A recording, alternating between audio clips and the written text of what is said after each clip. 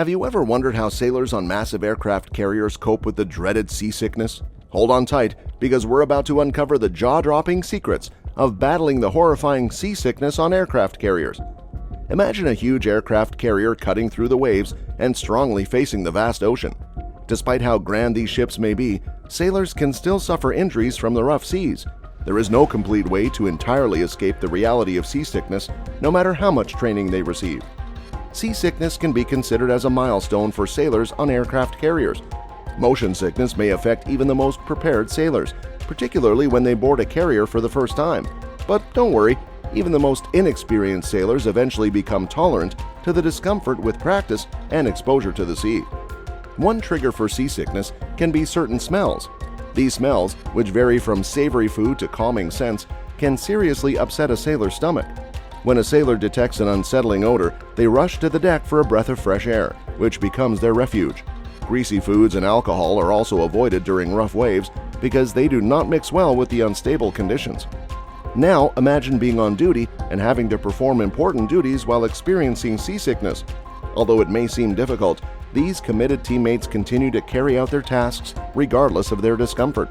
Naval sailors are trained to carry out their important tasks even while feeling uneasy. Any sailor knows the importance of getting enough sleep, but managing motion sickness makes it even more important. Without enough sleep, the body is more exposed to pain, which affects auditory system's ability to get used to its environment. So despite the luxurious sleeping conditions on board, sailors are advised to concentrate getting enough sleep. In some cases, sailors may use medication to stop or reduce seasickness symptoms. Dramamine, a well-known drug, is a renowned option.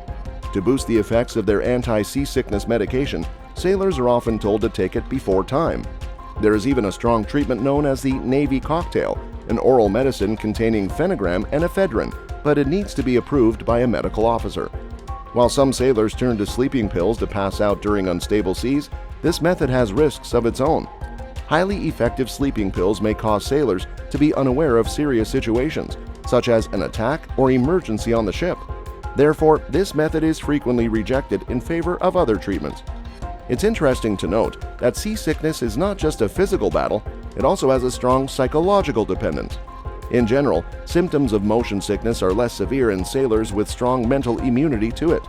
Veteran sailors embrace the motion of the ship rather than avoiding it, while newbies unknowingly do the opposite. But what about the traditional advice that states to avoid eating before going to sea? It's surprising, but eating can actually benefit sailors. Having something in their stomachs can help them feel a little better because dry heaving is worse than throwing up actual food. Drinking water and saltines can help sailors who have upset stomachs feel better. Additionally, knowing how the aircraft carrier works can help sailors deal with motion sickness. The center of gravity of the carrier, which is in its middle, is less affected by the waves than the unstable areas at the bow and stern. Sailors often use mindful positions to reduce discomfort and find stability where it counts. Last but not least, chewing gum is a popular trick that Navy sailors swear by.